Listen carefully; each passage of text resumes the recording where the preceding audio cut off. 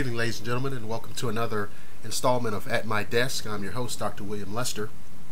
This episode of the show is brought to you by the American Institute of Metaphysics, which can be found online at www.instituteofmetaphysics.com.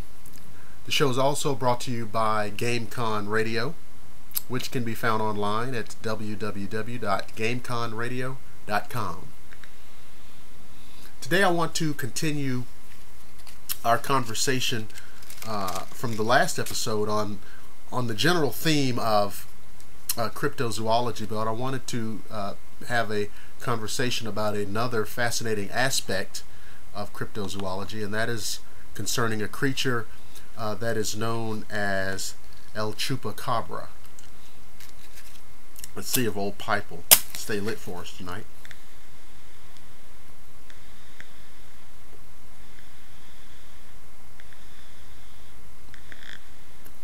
El Chupacabra is, as it sounds, a Spanish word for goat sucker, which is how we translate it.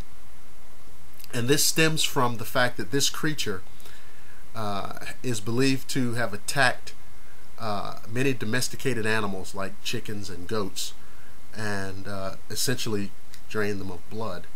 The earliest confirmed reports of this creature goes back to Puerto Rico from around 1987, although some researchers dispute it and say there are earlier reports of a similar creature in Mexico. Now, I have a sketch, an image of an image that's based on a lot of the eyewitness accounts of what this creature looks like, and I'm going to let you take a gander at it. Not the most friendly and appealing looking fellow there, is he? But that is an image that's based on a lot of reports, very alien looking eyes, if you will, traditionally how many of the gray alien eyes are depicted there. But some of the features that have been commented on are the reptilian skin. It appears to have skin that we can most compare to a snake or lizard of some kind. Sometimes, however, the creature is described as having wings, and I'm not sure if this is someone seeing a different kind of creature, or whether or not some of these things have them and some of them don't. I don't know, but there are accounts of the chupacabra having wings. There are accounts of the chupacabra hopping along kind of like a kangaroo, and as you notice in that picture, it did have those kind of kangaroo type legs. Many times it's described as having red eyes. And another strange aspect of these reports is that it's often accompanied by the odor of sulfur, which is a decidedly unpleasant odor.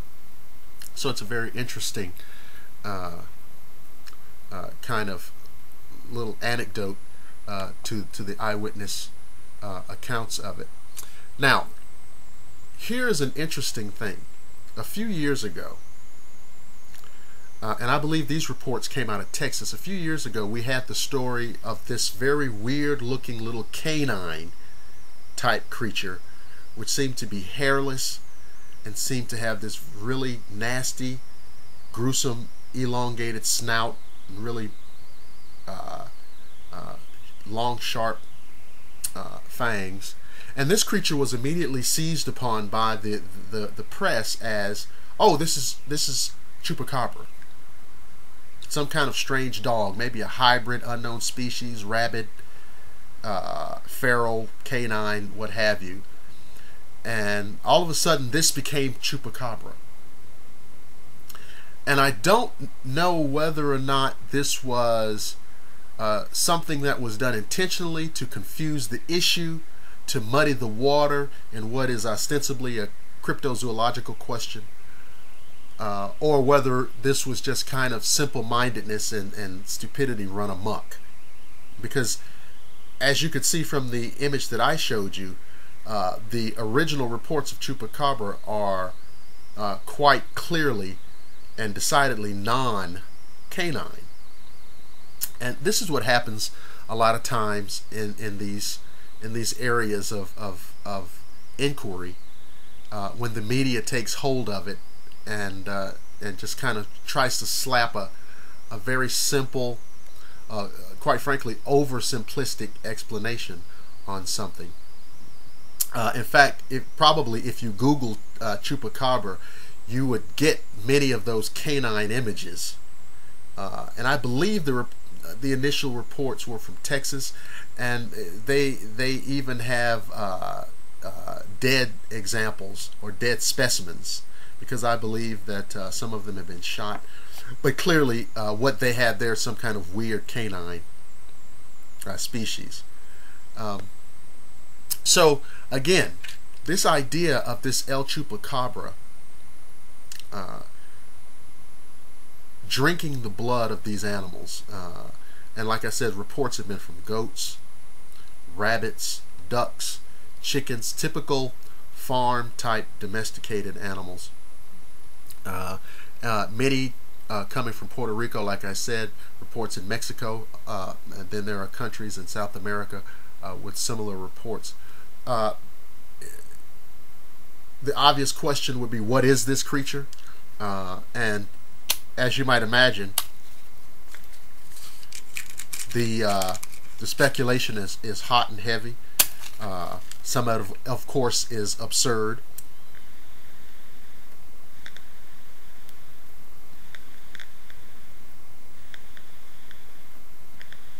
One of the things that have been thrown around is the idea that this was some kind of government experiment gone horribly wrong, and that this creature somehow got loose out into the environment and is a deadly predator. So there's that, secret government experiment theory. Then there is the alien pet theory, which makes the claim that this creature was somehow placed here or left here by visiting aliens.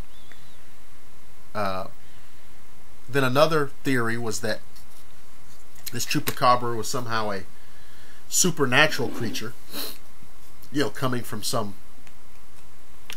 alternative dimension, some kind of spectral